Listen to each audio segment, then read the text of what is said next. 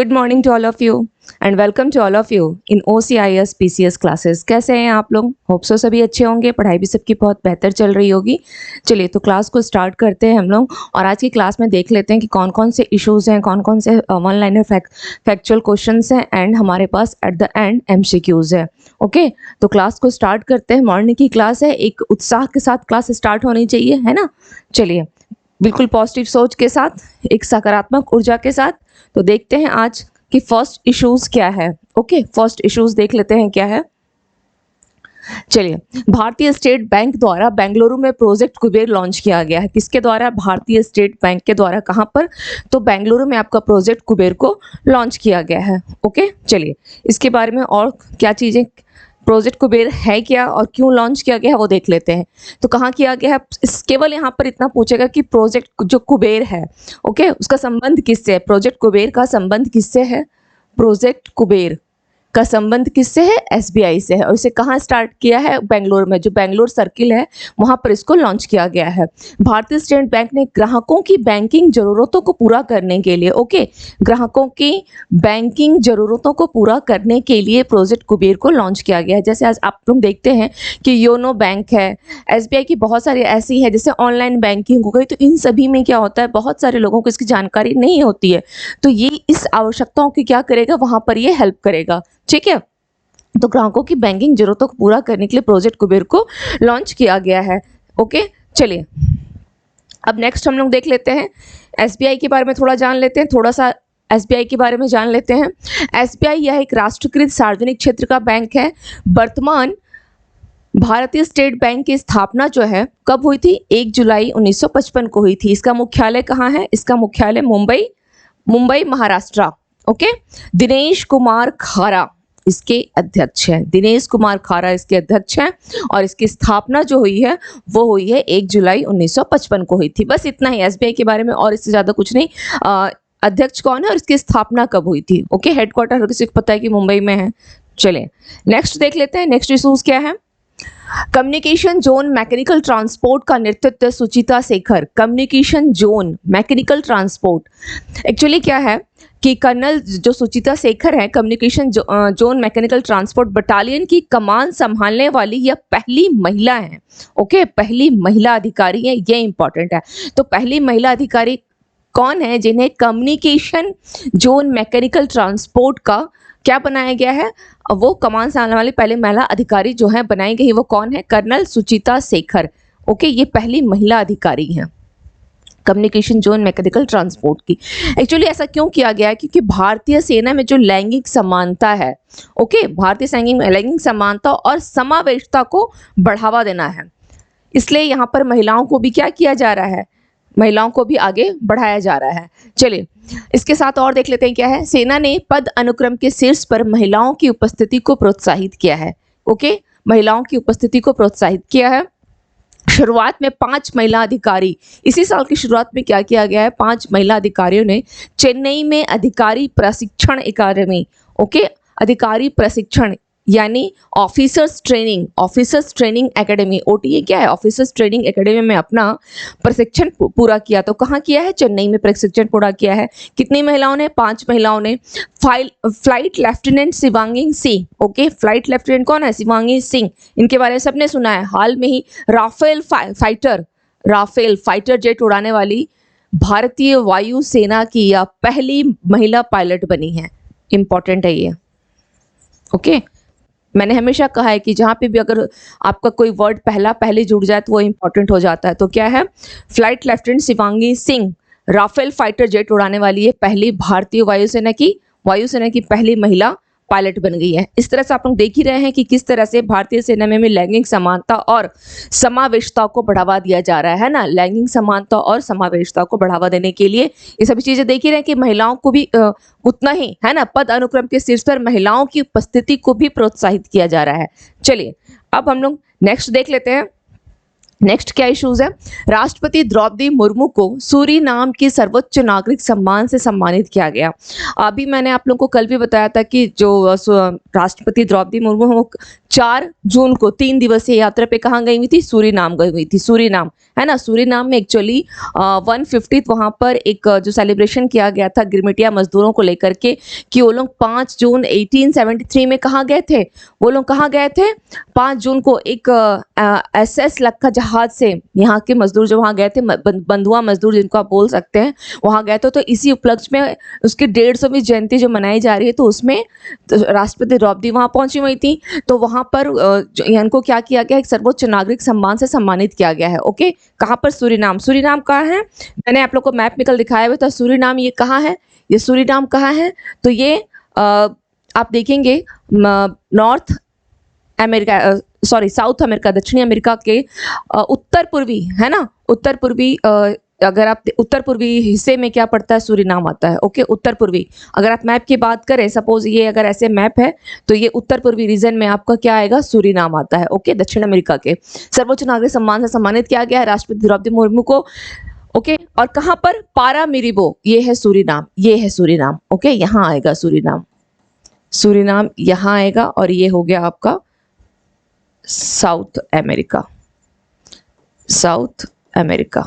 Okay, चलिए, पारामीरिबो, Paramaribo, ये क्या है, ये सूरीनाम की राजधानी है, ये राजधानी है सूरीनाम की। ओके, राजधानी है पारा मारिबो में। सूरीनाम के सर्वोच्च नागरिक पुरस्कार क्या है, the grand order of the chain of the yellow star. Okay, the grand order of the chain of the yellow star से किन्हें सम्मानित किया गया है, तो राष्ट्रपति द्रौपदी मुर्मू को। कहाँ सम्मानित किया गया है, सूरीनाम में सम्मानित किया गया है। चलिए, ठीक है, और देख लेते हैं इस रिलेवेंट और क्या इश्यूज है। उन्हें सूरीनाम गणराज्य के राष्ट्रपति चंद्रिका प्रसाद संतोखी से सम्मान मिला है। किससे मिला है, Chandrika Prasad Santokhi, Chandrika Prasad, okay just a minute, Chandrika Prasad Santokhi से। ओके, ये कौन है वहां के, ये वहां के राष्ट्रपति है, चंद्रिका प्रसाद संतोखी से सम्मान मिला है। मुर्मू यह पुरस्कार प्राप्त करने वाली पहली भारतीय हैं। दोनों देशों के बीच 3 समझौता हुआ, दोनों देशों के बीच, यानी सूरीनाम, और ये देखेंगे तो एक बहुत ही छोटा संप्रभु गणराज्य है, दक्षिण अमेरिका का संप्रभु गणराज्य। ओके, तो वहां पर 3 समझौतों पर साइन हुए हैं। कौन कौन से, स्वास्थ्य के क्षेत्र में 2 समझौते, स्वास्थ्य के क्षेत्र में 2, और कृषि के क्षेत्र में 1 समझौता ज्ञापन पर, कृषि के क्षेत्र में 1, यानी टोटल कितने समझौते हैं, 3 समझौते हैं। ध्यान रखिएगा, समझौते इसके 3 कम है, हो सकता है पूछ ले कि सूरीनाम में जो द्रौपदी मुर्मू गई हुई है, वहां पर उन्होंने कितने समझौते हुए थे, 3 समझौते, स्वास्थ्य के क्षेत्र में 2 और 1 कृषि के क्षेत्र में। चलिए, ठीक है, और वहां पर 150वीं जयंती मनाई गई थी, किसको, गिरमिटिया मजदूरों को जो गए हुए थे SS लक्का जहाज से, उसी का 150 साल हो गया था, तो वहां पर वो सेलिब्रेशन में गई हुई थी। क्लियर, चलिए, भारत सरकार ने कैरिबियाई देश के बाढ़ राहत प्रयासों में सहायता के लिए सूरीनाम को कितना, 5.1 करोड़ रुपए का, कितने का हेल्प कर रही है, कितने का हेल्प कर रही है, कितने का हेल्प है, सूरीनाम को 5.1 करोड़ इतने रुपए की आवश्यक दवाओं की आपूर्ति की घोषणा की। ओके, भारत सरकार ने कैरिबियाई देश को कितने की है,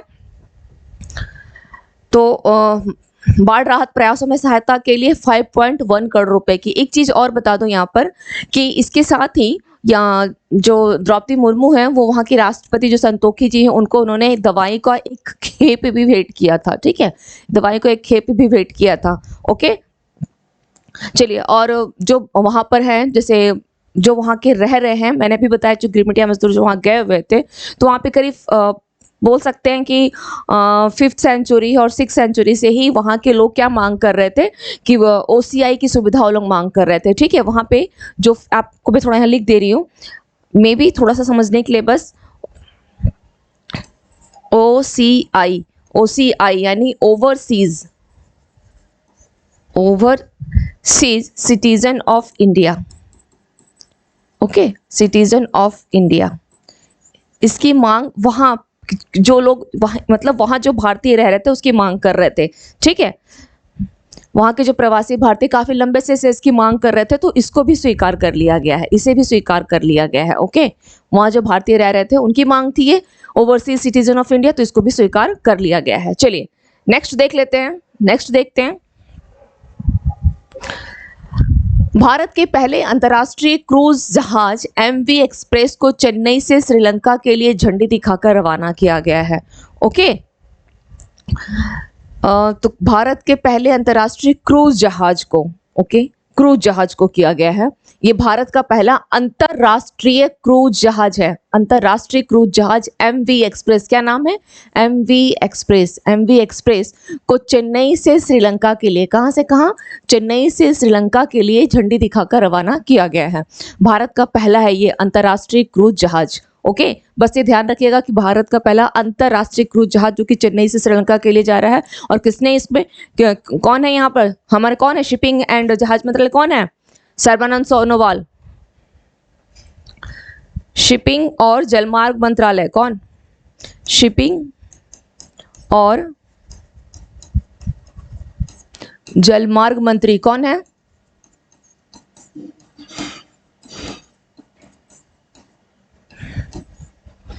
सर्बानंद सोनोवाल।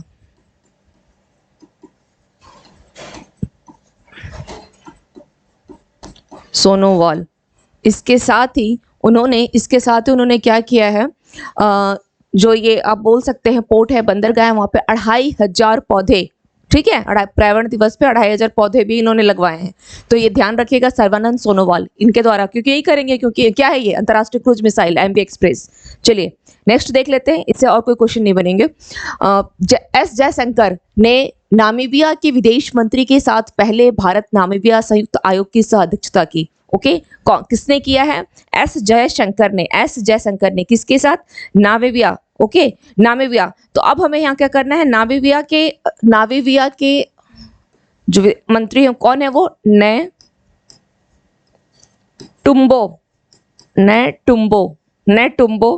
नंदी नंदीवा। ओके, एस जयशंकर विदेश मंत्री, एस जयशंकर, और नामीबिया के कौन है विदेश मंत्री?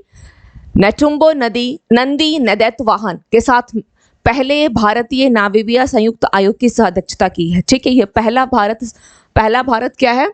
नामीबिया संयुक्त आयोग की सह अध्यक्षता की है। चलिए ठीक है, नेक्स्ट देख लेते हैं। नेक्स्ट क्या है? एशिया की सबसे बड़ी क्लस्टर विकास योजना ठाणे में शुरू की गई है। सबसे बड़ी क्लस्टर विकास योजना किसकी है? एशिया की ये सबसे बड़ी है क्लस्टर विकास योजना। कहाँ? ठाणे में शुरू की गई है, ठाणे में। ओके, ठाणे में स्टार्ट किया गया है। और अभी ठाणे में एक क्या किया गया था, वहां पर एक और चीजें क्या की गई हैं कि जो सोलर वाला है ना, ठाणे में शुरू की गई है। चलिए ओके, अब इसके साथ ही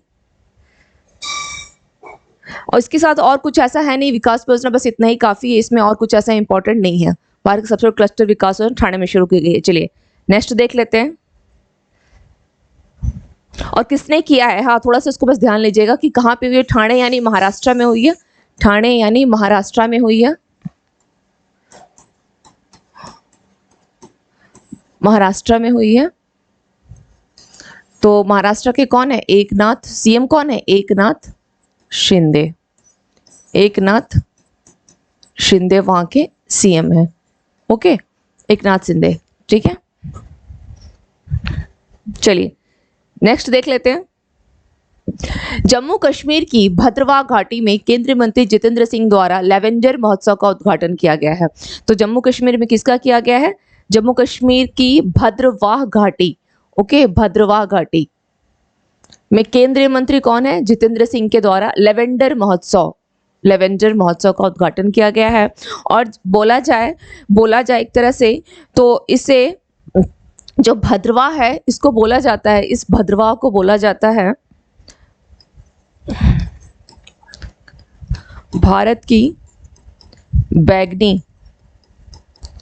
बैगनी क्रांति या लेवेंडर क्रांति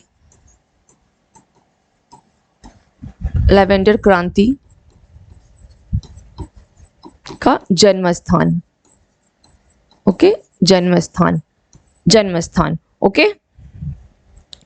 और इसको किस मिशन के तहत किया जा रहा है? इसको अरोमा मिशन के तहत, CSIR aroma mission, aroma mission के तहत वहां पर लेवेंडर की खेती की जाती है, अरोमा मिशन के तहत, ओके, अरोमा मिशन के तहत वहां लेवेंडर की खेती की जा रही है, ओके।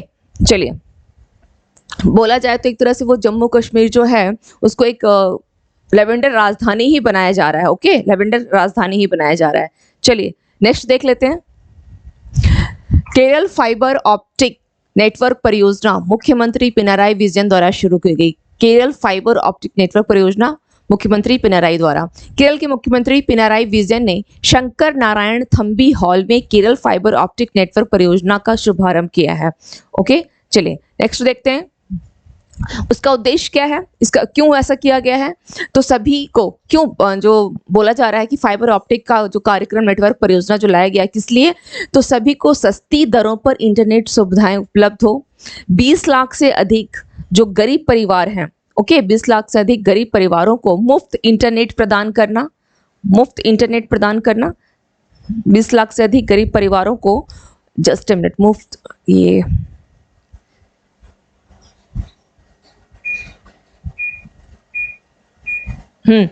20 लाख से अधिक गरीब परिवारों को मुफ्त इंटरनेट प्रदान करना भी है। एंड KFON के उद्घाटन के साथ केरल सरकार का लक्ष्य क्या है, राज्य में डिजिटल डिवाइड को कम करना है, राज्य में डिजिटल डिवाइड को कम करना है, clear.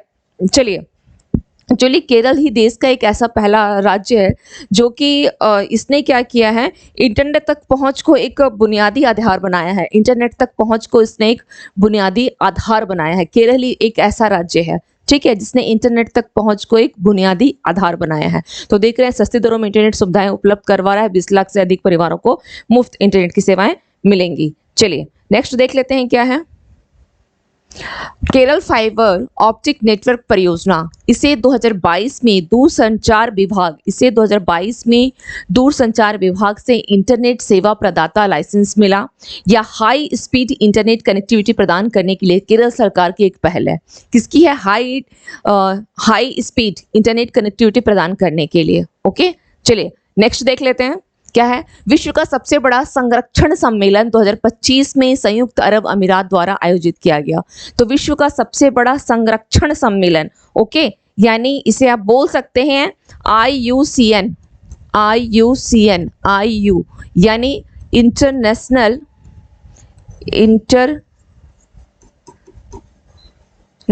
Union for conservation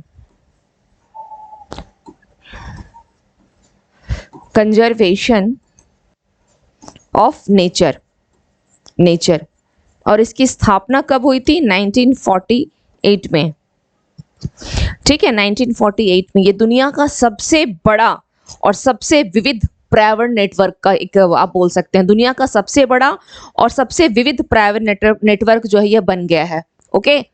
international union for conservation of nature established कब हुआ था? 1948 में इसको स्थापित किया गया था, ओके, 1948 में। तो इसने विश्व का सबसे बड़ा संरक्षण सम्मेलन 2025 में संयुक्त अरब अमीरात यानी अबू धाबी द्वारा आयोजित किया जाएगा, ठीक है, यानी अबू धाबी, संयुक्त अरब अमीरात के अबू धाबी, ओके। चलिए नेक्स्ट देख लेते हैं, नेक्स्ट इशूज क्या है। शिक्षा मंत्रालय ने 2023 के लिए राष्ट्रीय संस्थागत रैंकिंग फ्रेमवर्क जो है जारी कर दिया है। शिक्षा मंत्रालय ने 2023 के लिए राष्ट्रीय संस्थागत रैंकिंग फ्रेमवर्क, ओके, यानी national institute ranking framework, NIRF। क्या है ये? NIRF, okay, NIRF, clear. चलिए, इसका 8वां संस्करण यानी ये 8th एडिशन जो है शिक्षा राज्य मंत्री राजकुमार रंजन सिंह के द्वारा इसको जारी किया गया, राजकुमार रंजन सिंह के द्वारा जारी किया गया है, ओके। यहाँ पर आप देख ही रहे हैं एक लिस्ट है पूरी ओवरऑल जो क्वेश्चन में पूछता है, मिनिस्ट्री ऑफ एजुकेशन के द्वारा जो जारी किया गया है। इसमें देखिए अब ये पूरी एक लिस्ट जो दी गई है, ठीक है। जो ओवरऑल अगर हम बात करते हैं तो इंडियन इंस्टीट्यूट ऑफ टेक्नोलॉजी यानी आईआईटी मद्रास जो है सबसे टॉप पर है, उसके बाद बेंगलुरु और दिल्ली, ये तीन जो है यहाँ पर बेसिकल तीन, बाकी डिटेल आपको मिलेगी यहाँ पर, लेकिन ये तीन को बिल्कुल याद रखिएगा, वेरी इंपॉर्टेंट। ओके, जो सवाल हमेशा बनते हैं, जो सवाल जहाँ से हमेशा बनते हैं, जो आने की गुंजाइश रहती है, वो आपके यही है, ओवरऑल को ही पूछता है, बेसिकली ओवरऑल को ही पूछता है। तो IIT Madras, IISc Bengaluru and IIT Delhi, ये तीन को ध्यान रखिएगा। ओके, ये तीन को, फर्स्ट तीन, बाकी डिटेल आपको भी यहाँ मिल जाएगी। आईआईटी ने NIRF रैंकिंग 2023 में अपना दबदबा कायम रखा है। ओके, आईआईटी मद्रास ने ओवरऑल श्रेणी यानी समग्र श्रेणी में क्या किया है, शीर्ष स्थान हासिल किया है। आईआईएससी बेंगलुरु और आईआईटी दिल्ली ने सेकंड एंड थर्ड। तो ये दोनों ही आपके बहुत इंपॉर्टेंट है। ओके, ये दोनों बहुत इंपॉर्टेंट है, फर्स्ट एंड ये हमेशा पूछता है यही। बाकी अलग अलग क्षेत्र हैं, जैसे अगर सिर्फ इंजीनियरिंग की बात की जाए तो IIT Madras as usual top पर है, उसके बाद IIT Bombay, then IIT Kanpur and IIT Roorkee का नाम आएगा। ओके, नेक्स्ट हम लोग देख लेते हैं भारतीय विज्ञान संस्थान आईआईएससी, जवाहरलाल नेहरू, जेएनयू, जामिया मिलिया इस्लामिया, ये भी 10 संस्थाओं में शामिल हैं। मिरांडा हाउस, हिंदू कॉलेज और प्रेसिडेंसी कॉलेज चेन्नई भारत के सिर्फ 3 कॉलेज हैं। ओके, मेडिकल कॉलेज की श्रेणी की बात की जाए तो एम्स जो है दिल्ली पहले स्थान पर है। नेक्स्ट देख लेते हैं विश्वविद्यालय की अगर बात की जाए कि यूनिवर्सिटी सीरीज में कौन है, तो आईआईएससी बेंगलुरु पहले है, उसके बाद जेएनयू और then Jamia Millia Islamia second and third range में है। ओके, रैंकिंग घोषणा ओवरऑल शीर्ष 10 विश्वविद्यालय इंजीनियरिंग, फार्मेसी और प्रबंधन सहित कई श्रेणियों को की गई है। और इस वर्ष क्या किया गया है, कृषि और संबंध क्षेत्र श्रेणी को भी जोड़ा गया है। ओके, एग्रीकल्चर और उससे रिलेटेड जो क्षेत्र उसको भी जोड़ा गया है। भारतीय कृषि अनुसंधान संस्थान नई दिल्ली कृषि और संबंध क्षेत्र श्रेणी में पहले स्थान पर है। NLU Bengaluru, NLU Delhi and NALSAR Hyderabad Bharat की शीर्ष कानून संस्था है। आईआईएससी बेंगलुरु भारत में शीर्ष अनुसंधान संस्थान है, जिसके बाद आईआईटी मद्रास और आईआईटी दिल्ली। अगर एक क्वेश्चन यहाँ पे से भी बन सकता है, ठीक है, एक क्वेश्चन जो है यहाँ से भी बनने की संभावना है कि रिसर्च के लिए अगर पूछ लेता है, अगर रिसर्च के लिए पूछता है रिसर्च के क्षेत्र में, तो आईआईएससी बेंगलुरु जो है वो भारत में शीर्ष है, और उसके बाद IIT Madras and IIT Delhi. यानी अगर ओवरऑल की बात की जाए तो आईआईटी मद्रास फर्स्ट पे है, देन आईआईएससी बेंगलुरु सेकंड है, देन आईआईटी दिल्ली है। लेकिन अगर रिसर्च की बात की जाए तो यही 3 है, लेकिन थोड़ा सा चेंजिंग आ जाएगा कि आईआईएससी बेंगलुरु फर्स्ट हो जाएगा। ओके, आईआईटी दिल्ली उसमें भी ओवरऑल में भी थर्ड में है और रिसर्च वाले में भी थर्ड में है। चलिए, क्लियर। शिक्षा, हाँ, फिर फार्मेसी श्रेणी में अगर देखी जाए फार्मेसी में, तो national institute of pharmaceutical education and research Hyderabad ने पहला स्थान हासिल किया है। एंड प्रबंधन मैनेजमेंट में देखा जाए तो आईआईएम अहमदाबाद ने पहला स्थान हासिल किया है। इसके बाद आईआईएम बेंगलोर और आईआईएम कोझिकोड का स्थान है। ठीक है, तो ये सारी लिस्ट आपको यहाँ पर दी गई है। चलिए, अब हम लोग थोड़ा सा वन लाइनर फैक्चुअल देख लेते हैं। संयुक्त राष्ट्र महासभा, ये संयुक्त राज्य नहीं है, ये संयुक्त राष्ट्र है। ओके, राष्ट्र होगा, राष्ट्र महासभा। ओके, और ये UN है, ए संयुक्त राष्ट्र महासभा यानी UN जनरल, मैं यहां लिख देती हूं UN जनरल असेंबली के 78th 78th अध्यक्ष के रूप में किसे नियुक्त किया गया है, डैनिश फ्रांसिस। 1450 करोड़ रुपए की कहां पर 4 रोड परियोजना का उद्घाटन किया गया है, वो है असम। NIRF रैंकिंग 2023 में कौन शीर्ष पर रहा है, आईआईटी मद्रास। सेकंड पर आईआईएससी बेंगलुरु, थर्ड पर आईआईटी दिल्ली।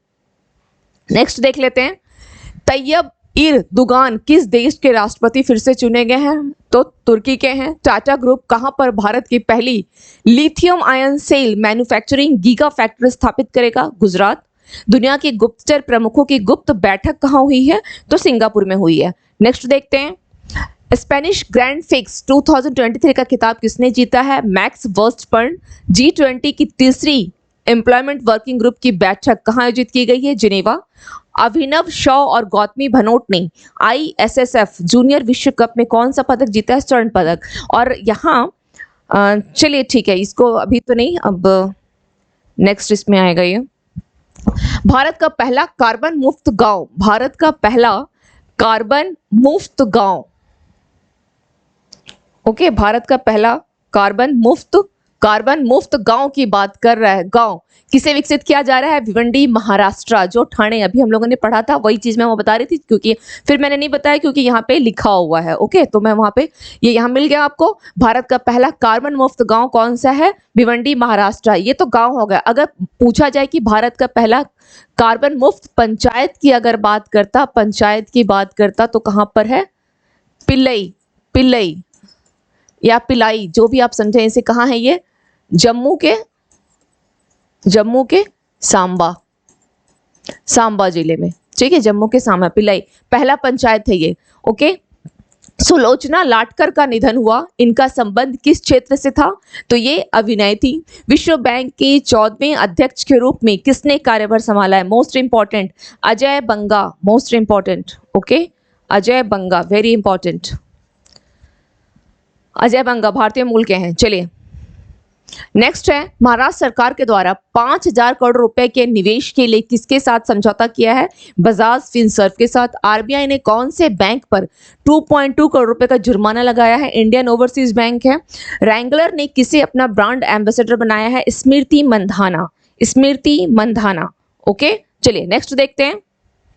नाटो का आर्कटिक सैन्य अभ्यास कहां पर आयोजित किया गया? तो फिनलैंड में। नाटो का और फिनलैंड, इसके साथ एक ध्यान रखिएगा, नाटो का जो 31वां सदस्य देश है, नाटो का 31वां सदस्य देश वो कौन है?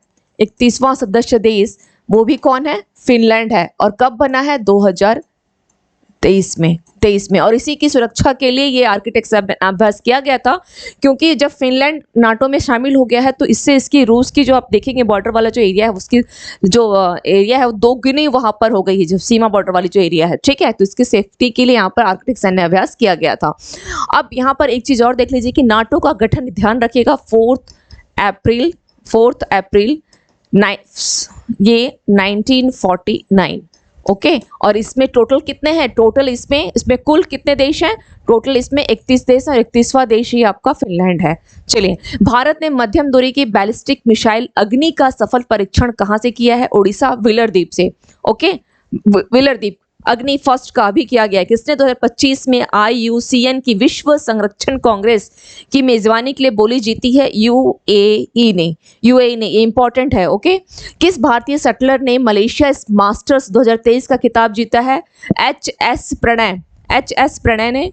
बांद्रा वर्सोवा समुद्री पुल का नाम किसके नाम पर रखा जाएगा? वीडी सावरकर। IFF अवार्ड्स 2023 में बेस्ट एक्टर का अवार्ड किसने जीता है? ऋतिक रोशन ने बेस्ट एक्टर का अवार्ड। ओके, ये तो मेल की बात हो गई। अगर फीमेल पूछा जाता तो कौन होता? आलिया भट्ट, फॉर मूवी गंगूबाई के लिए।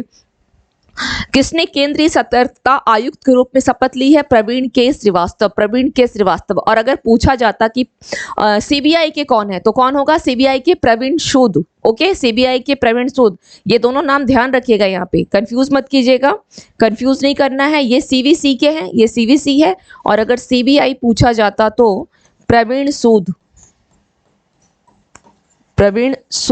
ओके, नाउ अब चलिए देखते हैं। हाँ, अब हम आते हैं MCQs पे। ओके, सरकार ने मणिपुर हिंसा की जांच के लिए 3 सदस्यीय पैनल का गठन किया। पैनल के प्रमुख कौन हैं? अजय लांबा, आलोक प्रभाकर, संजय कुमार सिंह, हरीश कुमार रावत। तो राइट आंसर क्या हो जाएगा? Ajay Lamba. Next question, doctor Abdullah Al Mandous को डैश नए अध्यक्ष के रूप में चुना गया है? विश्व मौसम विज्ञान संगठन WMO, विश्व व्यापार संगठन WTO, अंतर्राष्ट्रीय मुद्रा कोष IMF, पेट्रोलियम निर्यातक देशों का संगठन OPEC। तो इनको किस लिए चुना गया है? इनको चुना गया है विश्व मौसम विज्ञान संगठन WMO। Okay, world meteorological organisation. चलिए नेक्स्ट देख लेते हैं। निम्नलिखित में से किसे लातविया का नया राष्ट्रपति चुना गया है? लातविया का नया राष्ट्रपति Gerhard Adrian, Celeste Saulo, Edgars Rinkevics and Egils Levits. तो किसका नाम आएगा? Edgars Rinkevics. C is the right answer. एक चीज और याद रखिएगा, लातविया भी आपका नाटो का सदस्य देश है। नाटो का सदस्य देश है लातविया। ओके, ये कब शामिल हुआ था? ये 2004 में हुआ था। और अगर लातविया को याद रखे हैं तो लिथुआनिया को भी ध्यान रखिएगा। ओके, लिथुआनिया लिथुआनिया, लिथुआनिया, ये भी क्या हुआ था 2004 में ही इसमें शामिल हुआ था, 2004 में ये भी शामिल हुआ है। तो दोनों फैक्ट्स आपको एक साथ मिल गए हैं। एक कमेंट में एक स्टूडेंट है हेमंत बघेल, है ना, उन्होंने मुझे कमेंट किया था कि मैडम जब आप क्लास में जो कुछ पिछली चीज़ों को भी रिवीजन करते हुए चले तो अगर आप स्टार्टिंग से मेरी क्लास देख रहे होंगे तो मैं हमेशा क्लास में मोस्ट ऑफ द टाइम जो है वो पीछे की चीज़ों को से रिवीजन कर लेती हूँ। अगर कुछ लगता है कि कोरिलेट करना है तुरंत करती हूँ। ओके, अगर आप स्टार्टिंग से वीडियो देखेंगे तो आपको मिल जाएगा। और वैसे भी आगे भी मैं आपके इस कमेंट का ध्यान रखूंगी कि मेरी कोशिश रहेगी कि क्लास क्या होती है, किसी भी क्लास को अगर आप ले रहे हैं तो उसको हमेशा रिवीजन क्लास में करवाते हुए चलें। उससे आप लोगों को भी ये बहुत फायदा मिलता है कि चीज़ें क्या होती याद हो जाती है। एक कमेंट उनका और भी था कि स्टैटिक वो जीके लेने के लिए, तो वो भी लिया जाएगा। ठीक है, वो भी स्टार्ट होगी। इस तरह से ही क्लास चलेगी, आप कीजिए। और अगर इसी प्रकार से अगर किसी और भी स्टूडेंट्स का कुछ कमेंट है तो लोग बिल्कुल करें, इस चीज़ का ध्यान रखा जाएगा। ओके, चलिए, एंड थैंक यू हेमंत कि आपने कमेंट किया, क्लास कर रहे हैं। और जो भी इस तरह से क्या होता है, आपके इस कमेंट से आप लोग कुछ अपनी अगर असुविधा को शेयर कर रहे हैं तो इससे हम लोगों के लिए बहुत फ़ायदा होता है। ठीक है, ये हम लोगों के लिए हेल्प होती है कि थोड़ा सा एक डायरेक्शन मिलता है कि इसमें और क्या चेंजिंग करना है। So thank you so much Hemant. चलिए नेक्स्ट देख लेते हैं। नेक्स्ट क्वेश्चन, बालासोर में एक बड़ा रेल हादसा हुआ। बालासोर किस राज्य में स्थित है? पश्चिम बंगाल, आंध्र प्रदेश, उड़ीसा, झारखंड। कहाँ है? उड़ीसा। चलिए नेक्स्ट क्वेश्चन देखते हैं। Steel authority of India limited SAIL के नए अध्यक्ष और प्रबंध निदेशक के रूप में किसने पदभार ग्रहण किया है? A Amarendu Prakash, B Devdutt Chand, C Siddharth Mohanty, D Rajiv Dhar. तो इसका राइट आंसर क्या हो जाएगा? Amarendu Prakash. Next come to the next point. चीन के विरोध के बीच, यानी चीन तो विरोध कर रहा था, उसके बावजूद अमेरिका और किस देश ने व्यापार समझौते पर हस्ताक्षर किया है? Taiwan, Vietnam, Laos, Cambodia. तो राइट आंसर क्या हो जाएगा? ताइवान ने किया है। अमेरिका और ताइवान ने व्यापार समझौता किया है। विश्व पर्यावरण दिवस 2023 की थीम निम्नलिखित में से कौन सी है? World wide wave of life से जुड़े, प्लास्टिक प्रदूषण के समाधान, शांति के लिए एक पेड़, हमारे बच्चों के लिए केवल एक भविष्य। तो इसका राइट आंसर क्या हो जाएगा? प्लास्टिक प्रदूषण के समाधान। नेक्स्ट क्वेश्चन पे आते हैं। भारत के विधि आयोग ने राजद्रोह कानून को बनाए रखने की सिफारिश की। विधि आयोग का अध्यक्ष कौन है? आलोक कुमार, ऋतुराज अवस्थी, रमेश सिन्हा, संदीप मेहता। तो इसका राइट आंसर क्या हो जाएगा? Rituraj Awasthi. B is your right answer. चलिए नेक्स्ट क्वेश्चन देख लेते हैं। भारतीय भूवैज्ञानिक सर्वेक्षण जीएसआई के नए महानिदेशक के रूप में किसे नियुक्त किया गया है?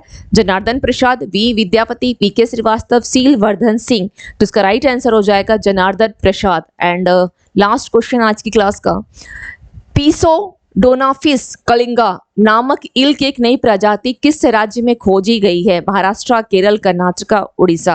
तो इसका राइट आंसर क्या हो जाएगा? उड़ीसा के गंजाम, उड़ीसा के गंजाम के पलूर झील। ओके, पलूर झील के पास इसे खोजा गया, पलूर झील में, पलूर झील। क्लियर, ये इसका हो जाएगा। चलिए, तो ये हो गई आज की क्लास की ये लास्ट क्वेश्चन। हाँ, तो सेशंस तो खत्म हो गया। अगर आप लोगों को किसी भी प्रकार के कोई डाउट्स हैं तो जिस तरह से हेमंत ने मैसेज किया, और भी स्टूडेंट कुछ मैसेज करते हैं, तो अगर आप लोगों को भी किसी भी सेक्शन में कोई डाउट है या अपनी कोई रिक्वायरमेंट है तो उसे ज़रूर शेयर करें। या फिर कंटेंट को लेकर के कुछ शेयर करना चाहते हैं तो ज़रूर बताएं। इसमें और कोई चेंजिंग चाहिए तो, है ना, कि क्लास, क्योंकि ये क्लास आपकी है। मैं हमेशा बोलती हूँ क्लास ये आपकी है, तो इसको आप अपने हिसाब से कि आपको कहाँ बेनिफिट मिल रहा है, आप अपने रिक्वायरमेंट को ज़रूर बताएं। ओके, तो मिलते हैं फिर नेक्स्ट सेशन में। चैनल मेरी है, क्लास तो आपकी है, तो इस चैनल को लाइक करें, शेयर करें एंड सब्सक्राइब करें। Okay, thank you to all of you and have a nice day.